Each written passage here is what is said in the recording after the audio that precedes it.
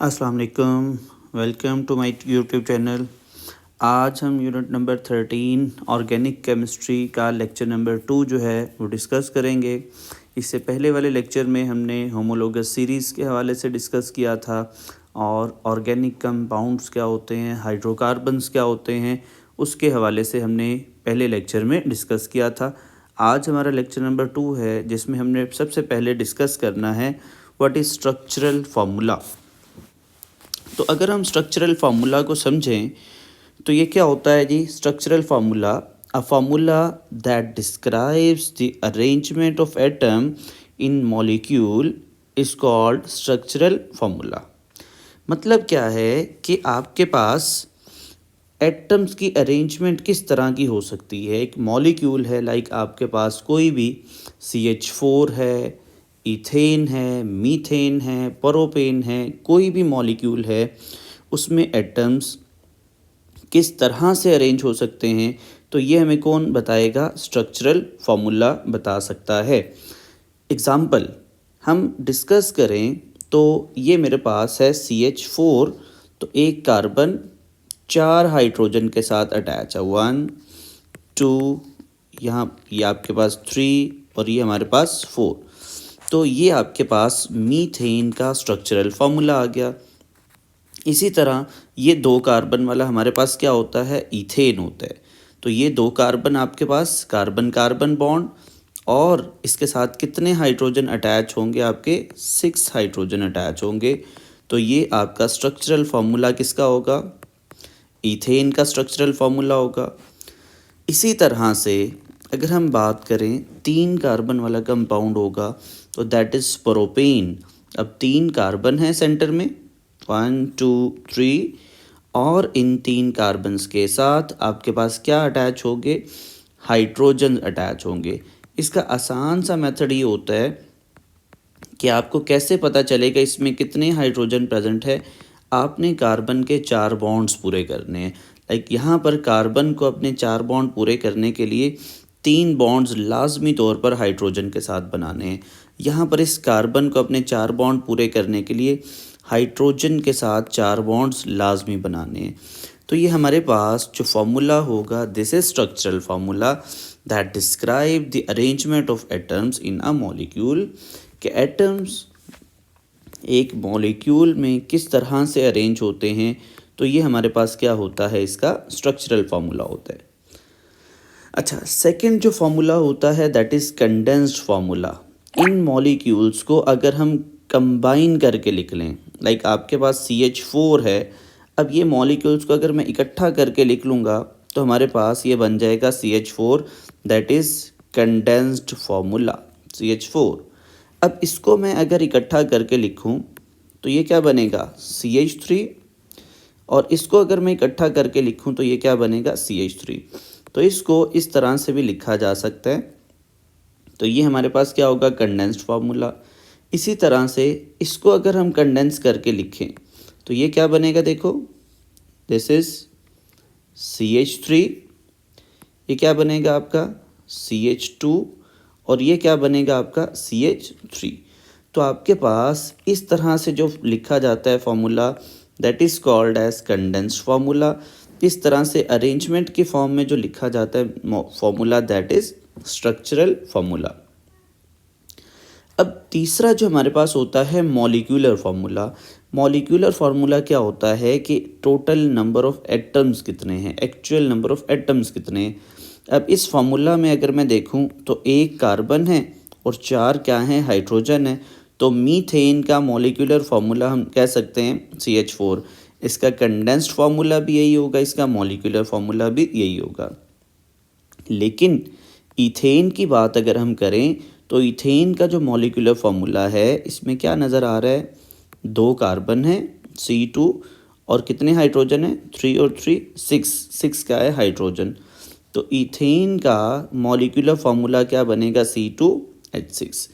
इसी तरह अगर मैं प्रोपेन की बात कर लूँ तो प्रोपेन में कितने कार्बन है जी? आपके 1 2 3 कार्बन, और हाइड्रोजन कितने हैं? 3 6 और 2 8 हाइड्रोजन। तो प्रोपेन के बारे में अगर हम बात कर लें तो प्रोपेन का मॉलिक्यूलर फार्मूला क्या होगा, C3H8 इसका मॉलिक्यूलर फार्मूला होगा। इसके बाद अगर हम बात करें अल्काइल ग्रुप्स क्या होते हैं, अल्काइल ग्रुप क्या होता है, तो इस बात को समझने के लिए आप सिंपल से अल्केन से स्टार्ट करते हैं। आपको पता है अल्केन, अल्केन के से अगर हम क्या कर लें, एक हाइड्रोजन को कम कर लें तो ये बच जाएगा आपके पास CH3। तो CH4 तो हमारे पास होता है मीथेन, लेकिन अगर उसे हम एक हाइड्रोजन कम कर लें तो ये CH3 बन जाता है, दैट इज़ मीथाइल। तो CH3 को क्या कहेंगे, मीथाइल। और इसको इस तरह से भी लिखा जा सकता है, एक कार्बन है और ये 3 हाइड्रोजन इसके साथ अटैच हैं, तो दिस इज़ मीथाइल। और जो आपके पास ये ग्रुप होता है CH2 ग्रुप, CH2 ग्रुप, तो CH2 ग्रुप जो हमारे पास होता है, this group is called as methylene group. मतलब अब मैं आपको एग्जांपल बताऊं कि ये जो आपने प्रोपेन बनाया था, इसमें ये जो CH2 नज़र आ रहा है दरमियान में, this group is called as methylene group, तो इसको मीथाइलिन कहा जाएगा। और जो CH3 होता है इसको हम क्या नाम दे देते हैं, दिस इज़ मीथाइल ग्रुप। अब एक आपको क्वेश्चन आ सकता है, लाइक एक्टिविटी आपसे पूछी जा सकती है कि बताइए C6H14 एक फार्मूला है, एक मॉलिक्यूलर फार्मूला हमारे पास क्या है, C6H14 है। वो कहता है right structural and condensed formula. Structural formula में अभी हमने डिस्कशन की थी, हमने अरेंजमेंट लिखनी है ना, तो इसका आसान सा मेथड ये होगा, आप सबसे पहले स्ट्रक्चरल फार्मूला लिखने के लिए आप क्या करो, 6 कार्बन ड्रॉ कर लो। तो आपने कार्बन ड्रॉ कर लिए, अब इसके साथ क्या अटैच होंगे, 14 हाइड्रोजन। तो आप यहाँ पर इनके साथ क्या अटैच कर दोगे, हाइड्रोजन अटैच कर दोगे, तो ये बन जाएगा CH3। यहाँ पर एक एक हाइड्रोजन आ जाएगा, CH2, यहाँ एक हाइड्रोजन, यहाँ पर एक हाइड्रोजन, यहाँ एक हाइड्रोजन, यहाँ पर भी एक हाइड्रोजन आ जाएगा, यहाँ एक हाइड्रोजन आ जाएगा और यहाँ पर भी एक हाइड्रोजन, और यहाँ पर आपके पास क्या आ जाएंगे, 3 हाइड्रोजन आ जाएंगे। तो ये हमारे पास C6H14 का आ गया स्ट्रक्चरल फार्मूला।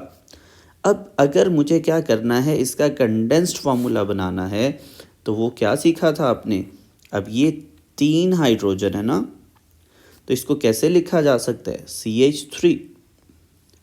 दरमियान वाले को कैसे लिखा जाएगा, CH2। इसको क्या लिख देंगे, CH2। इसको भी हम क्या लिखेंगे फिर, CH2। इसको भी क्या लिखेंगे, CH2। इसको भी क्या लिखेंगे, CH2। और लास्ट वाला हमारे पास क्या बन जाएगा, CH3। तो ये वाला जो फार्मूला हो गया, दैट इज कंडेंस्ड फार्मूला, और ये वाला जो फार्मूला आपने लिखा, this is structural formula, structure formula. तो इस तरह से हम क्या कर सकते हैं, किसी भी अल्केन का, अल्कीन का या अल्काइन का स्ट्रक्चरल फार्मूला बना सकते हैं। उस स्ट्रक्चरल फार्मूला से हम क्या कर सकते हैं, उसका कंडेंस्ड फार्मूला जो है वो ड्राइव कर सकते हैं। चलें, इसके बाद नेक्स्ट हमारे पास आ जाते हैं सैचुरेटेड एंड अनसैचुरेटेड हाइड्रोकार्बन्स। अब ये क्या होते हैं, वन बाय वन हम इनको डिस्कस करते हैं। Saturated hydrocarbons, hydrocarbons whose carbon-carbon bonds are all single bonds are called saturated hydrocarbons। मतलब ऐसे सारे के सारे कंपाउंड्स जिसमें कार्बन कार्बन क्या होता है, सिंगल बॉन्ड प्रेजेंट होता है, ऐसे कंपाउंड्स को नाम दिया जाता है सैचुरेटेड हाइड्रोकार्बन्स। और अनसैचुरेटेड हाइड्रोकार्बन्स क्या होते हैं, ऐसे हाइड्रोकार्बन्स होते हैं जिनमें क्या होता है, मल्टीपल बॉन्ड्स प्रेजेंट होते हैं। मल्टीपल बॉन्ड का मतलब एक से ज़्यादा बॉन्ड। अब जिसमें एक से ज़्यादा बॉन्ड, डबल या ट्रिपल बॉन्ड प्रेजेंट होता है, उसे अनसैचुरेटेड कहेंगे। और जिसमें सारे के सारे सिंगल बॉन्ड्स प्रेजेंट होते हैं उसे हम क्या नाम दे देंगे, सैचुरेटेड हाइड्रोकार्बन्स कहेंगे। अब मैं एग्जाम्पल की बात करूं तो एग्जाम्पल्स में हमारे पास आ जाता है alkanes, this is saturated hydrocarbon, और इसका जनरल फार्मूला हमने लास्ट लेक्चर में डिस्कस किया था, CnH2n+2। ये अल्केन का जनरल फार्मूला होता है। और ये आप देखो हम ड्रॉ कर लेते हैं इथेन। इथेन क्या होता है जी, CH3CH3। अब देखो इसमें सारे के सारे आपको सिंगल बॉन्ड्स नज़र आ रहे हैं, तो this is saturated hydrocarbon. Unsaturated की बात करें तो इसमें आ जाता है अल्कीन, जिसका जनरल फार्मूला हमारे पास होता है CnH2n, और आ जाता है अल्काइंस, जिसका जनरल फार्मूला होता है CnH2n-2। अब अल्कीन्स जो होते हैं मैं अब बता चुका हूँ आपको, इसमें कार्बन कार्बन क्या होता है, डबल बॉन्ड प्रेजेंट होता है, और जो अल्काइंस होते हैं इनमें carbon carbon triple bond present होता है। तो पता चला ऐसे कंपाउंड्स जिनमें कार्बन कार्बन सिंगल बॉन्ड होगा वो सैचुरेटेड हाइड्रोकार्बन्स होंगे, और जिनमें कार्बन कार्बन डबल या ट्रिपल बॉन्ड प्रेजेंट होगा ऐसे कंपाउंड्स को अनसैचुरेटेड हाइड्रोकार्बन्स कहेंगे। चलिए अब नेक्स्ट हमें क्वेश्चन जो है किस तरह से पूछा जा सकता है। अब यहाँ पर देखो एक्टिविटी में वो आपको ये कहता है choose saturated and unsaturated hydrocarbons. अब हम डिस्कस कर चुके हैं कि जिसमें सारे के सारे सिंगल बॉन्ड्स होंगे वो सैचुरेटेड होगा, इसमें डबल या ट्रिपल बॉन्ड होगा वो अनसैचुरेटेड होगा।